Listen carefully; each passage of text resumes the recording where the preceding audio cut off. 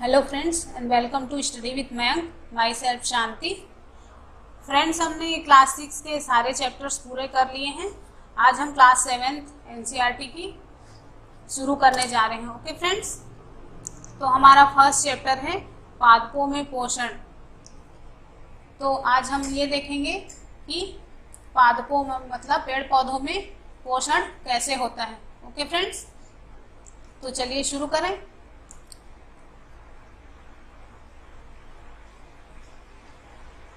Friends, हमने पिछले class में देखा है कि कार्बोहाइड्रेट, प्रोटीन, वसा, विटामिन ये सब क्या है? खनिज हैं जो भोजन के घटक हैं, है ना। भोजन के ये घटक हमारे शरीर के लिए बहुत ही आवश्यक हैं और इन्हें क्या कहते हैं? इन्हें पोषक कहते हैं, है ना फ्रेंड्स। तो सभी जीव को भोजन की आवश्यकता होती है। जैसे पेड़ पौधे अपना भोजन खुद बना सकते हैं, परंतु हम जो मनुष्य हैं और हमारे साथ साथ कई ऐसे प्राणी हैं जो अपना भोजन स्वयं नहीं बना सकते। वे पेड़ पौधों पर या फिर उनके जो पेड़ पौधों के जो भाग हैं उनको आहार के रूप में ग्रहण करते हैं, और ये या फिर कोई और जीव जंतु हैं उसे अपना भोजन प्राप्त करते हैं। और इस तरह से मनुष्य तथा अन्य प्राणी जो हैं प्रत्यक्ष या परोक्ष रूप से, मतलब किसी भी रूप से पेड़ पौधों पर डिपेंड होते हैं अपने भोजन के लिए, है ना। तो हम यही देखेंगे कि पेड़ पौधे अपना पोषण कैसे प्राप्त करते हैं, अपना भोजन किस रूप में ग्रहण करते हैं। ठीक है, तो चलिए यहाँ पे 1.1 देखते हैं। पादपों में पोषण विधि। हम जानेंगे कि पादप अपना पोषण किस प्रकार से करते हैं। ठीक है, तो फ्रेंड्स, पेड़ पौधे ही केवल ऐसे जीव हैं जो जल, कार्बन डाइऑक्साइड और खनिज की सहायता से अपना भोजन खुद बना सकते हैं। ये सभी पदार्थ जो हैं उनके परिवेश में उपलब्ध होता है, मतलब वातावरण से उपलब्ध होता है उनको। ओके, पोषक पदार्थ सजीवों की जैसे शारीरिक रचना है, वृद्धि है, क्षतिग्रस्त जो भाग है उनके मेंटेनेंस के लिए उनको समर्थ बनाती हैं, और विभिन्न जैव प्रक्रम के लिए आवश्यक ऊर्जा भी प्रदान करती है, मतलब उनके जो जैविक प्रक्रम है उसके लिए, और सजीवों द्वारा। ठीक है, चलिए आगे देखते हैं। सजीवों द्वारा भोजन ग्रहण करने एवं उसके उपयोग की विधि को पोषण कहते हैं। फ्रेंड्स, फर्स्ट चैप्टर में हमने देख लिया था कि पोषण क्या होता है। तो ये जो पेड़ पौधे हैं उनके द्वारा भोजन ग्रहण करने की जो विधि है उसको पोषण कहते हैं। ओके, पोषण की यह विधि जिनमें जीव अपना भोजन स्वयं बनाते हैं या संश्लेषित करते हैं उसे स्वपोषण कहते हैं। तो वे मतलब पेड़ पौधे जो भी हैं वो जिस विधि से अपना भोजन खुद बनाते हैं या संश्लेषित करते हैं उसको स्वपोषण कहते हैं। मतलब जो पेड़ पौधे होते हैं वो स्वपोषी कहलाते हैं। ठीक है, ऐसे पादपों को स्वपोषी कहते हैं। जंतु एवं अधिकतर अन्य जीव पादपों द्वारा संश्लेषित भोजन ग्रहण करते हैं, उन्हें विषम पोषी कहते हैं। मतलब जो जीव जंतु हैं वो इन पेड़ पौधों से अपना भोजन ग्रहण करते हैं।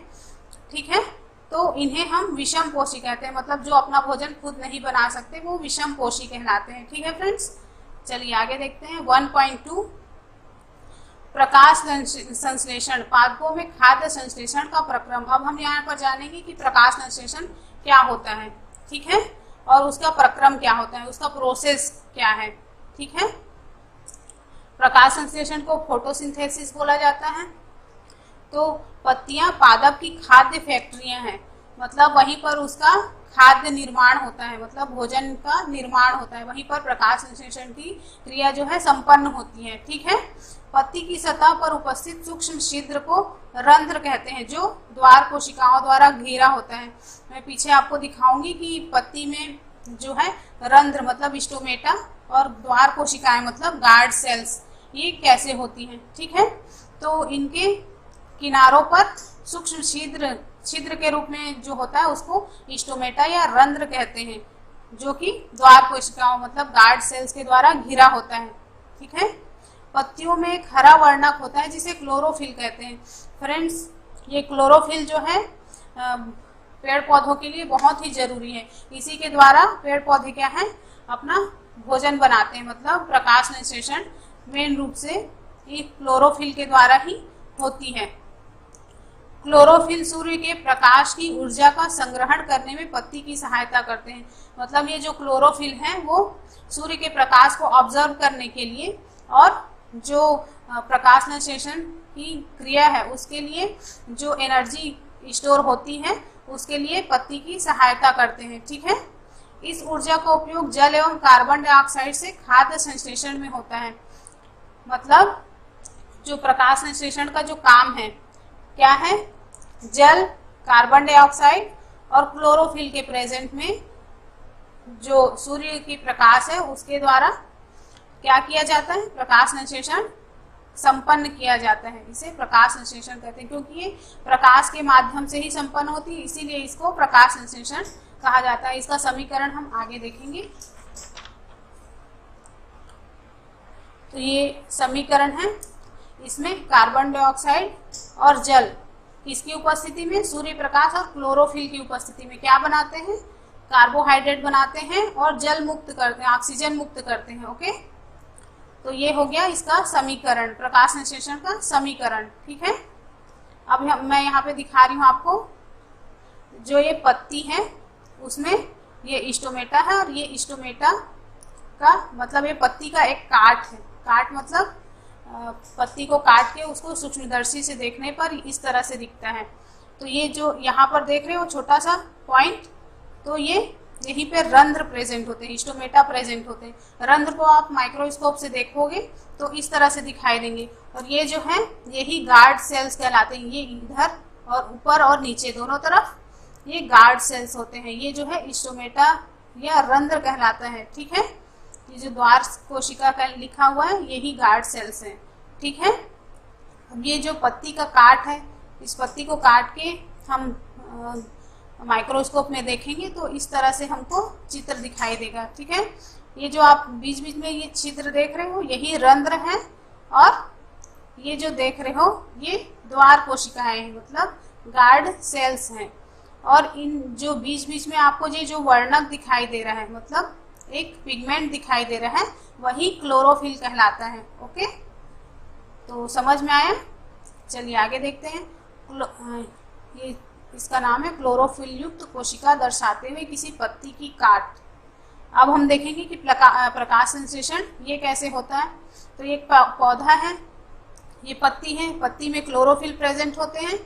इस पत्ती में क्लोरोफिल प्रेजेंट है जो कि सौर ऊर्जा इसमें पड़ेगी तो इसको ये स्टोर करेंगे, कार्बन डाइऑक्साइड ग्रहण करेंगे और ऑक्सीजन मुक्त करेंगे। ठीक है, और इन जड़ों के द्वारा ये जल अवशोषित करते हैं। इस सारे प्रोसेस को ही प्रकाश संश्लेषण कहा जाता है। ठीक है, प्रकाश संश्लेषण दर्शाने के लिए व्यवस्था चित्र। ठीक है फ्रेंड्स, आगे बढ़े।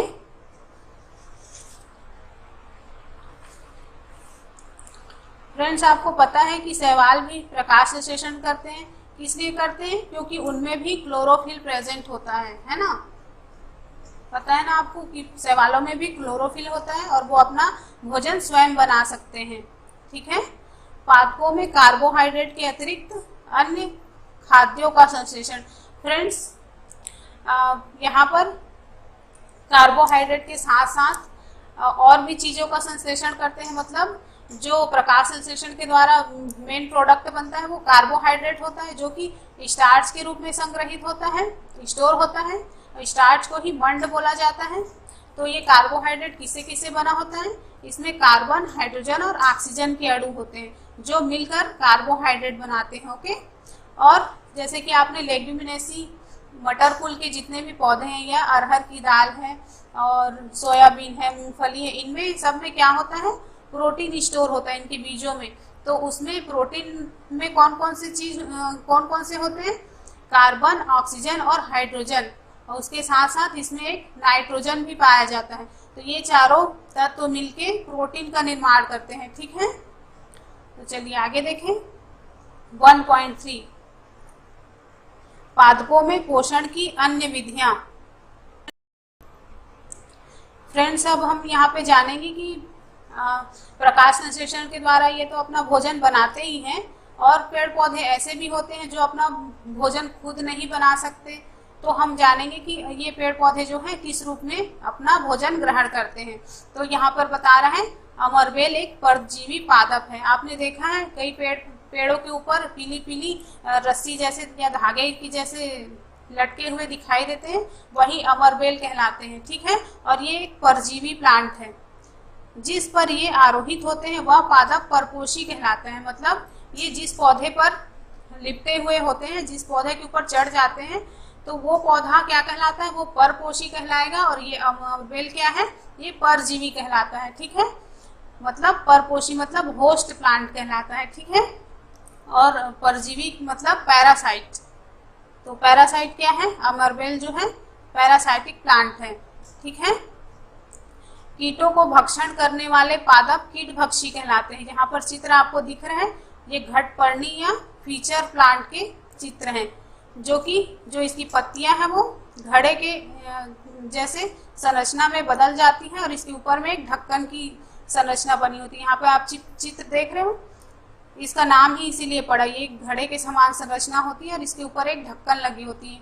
ठीक है, ये जो पत्तियां हैं इनमें भी क्लोरोफिल प्रेजेंट होता है फ्रेंड्स। इसमें ये प्रकाश संश्लेषण भी करती है, लेकिन ये कीटों को भक्षण इसलिए करती हैं क्योंकि इनमें नाइट्रोजन बनाने की क्षमता नहीं होती। तो ये कीट पतंगों से नाइट्रोजन की पूर्ति करने के लिए उनको पकड़ के खाते हैं। ठीक है, जैसे कि ड्रोसेरा प्लांट हो गया, वो भी एक कीटभक्षी पादप है। ठीक है, तो समझ में आया आपको। और ये जो फीचर प्लांट है ये मुख्य रूप से दलदली क्षेत्रों या फिर जहां पर बारिश अधिक होती है वहां पर ज्यादा पाए जाते हैं। अब 1.4 मृतजीवी। मृतजीवी मतलब जो मृत पदार्थों या सड़े गले पदार्थों पर अपना पोषण प्राप्त करते हैं, उनको मृतजीवी कहते हैं। जीव किसी मृत एवं विघटित जैविक पदार्थों से पोषक तत्व प्राप्त करते हैं, मृतजीवी पोषण कहलाती है। मतलब जो जीव हैं जो सड़े गले चीजों से अपना भोजन ग्रहण करते हैं, उनको मृतजीवी कहते हैं। ठीक है, मृतजीवी पोषण प्रणाली का उपयोग करने वाले पौधे मृतजीवी कहलाते हैं। ओके, जैसे कि एग्जाम्पल में देखें छत्रक या मशरूम। आपने मशरूम देखा होगा, वो अक्सर सड़े गली चीजों पर ही मशरूम उगते हैं। तो ये क्या है, ये मृतजीवी का उदाहरण है। ठीक है, इसमें क्लोरोफिल नहीं पाया जाता, ना ही ये अपना भोजन स्वयं बना सकते हैं, ना ही ये पेड़ पौधे भी नहीं है।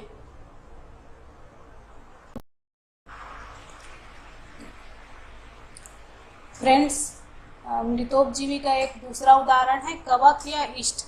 आपने कई बार देखा होगा कि घर में जो ब्रेड हैं वो 2-3 दिन तक अगर वैसे ही पड़े रहें तो उसके ऊपर एक रेशेदार ग्रीन या ब्लू टाइप की एक जाली टाइप की कुछ चीजें उग आती हैं। तो यही क्या है, कवक कहलाती हैं। ठीक है, जैसे कि ब्रेड बनाने के लिए ईस्ट का यूज होता है, तो वो भी एक प्रकार से मृतोपजीवी है ना। तो कुछ जीव एक दूसरे के साथ रहते हैं तथा अपना आवास एवं पोषक तत्व एक दूसरे के साथ बांटते हैं, इसे सहजीवी संबंध कहते हैं। फ्रेंड्स, कई कवक जो है पेड़ पौधों के तनों में या उसके जड़ों के आसपास निवास करते हैं, और ये जो कवक हैं पेड़ पौधों को जल अवशोषण या पोषक पदार्थ अवशोषित करने में मदद करते हैं, जबकि पेड़ पौधों से कवक क्या प्राप्त करते हैं, अपना भोजन प्राप्त करते हैं। तो इस तरह से दोनों जीव एक दूसरे की सहायता करते हैं, तो इस संबंध को हम सहजीवी संबंध कहते हैं, तथा ये दोनों एक दूसरे के साथ जीवन यापन करते हैं, है ना। तो इसे ही सहजीवी संबंध कहलाता है। जैसे कि आपने लाइकेन सुना है, लाइकेन जो कि कवक और शैवाल के बीच में सहसंबंध है, या ये दोनों सहजीवी कहलाते हैं।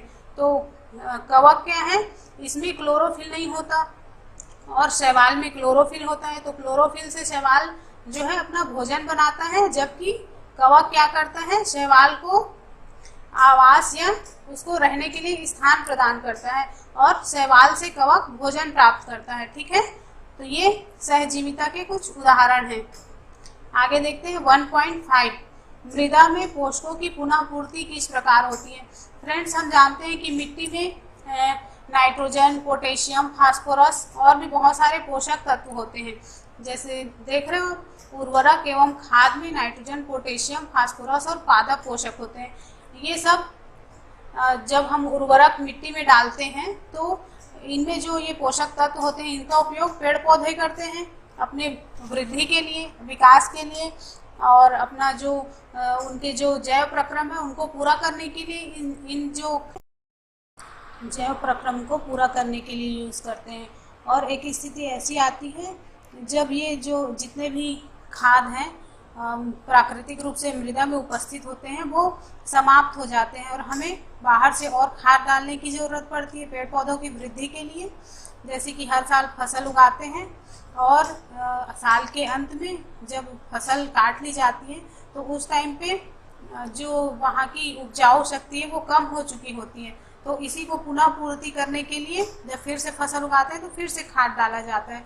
तो इस तरह मृदा में पोषकों की पुनः पूर्ति होती है। ठीक है फ्रेंड्स, कुछ पौधे जैसे कि चना है, सेम है, मूंग है, ये सब लेग्यूमिनेसी कुल के पौधे कहलाते हैं और इनकी जड़ों में राइजोबियम पाया जाता है ना।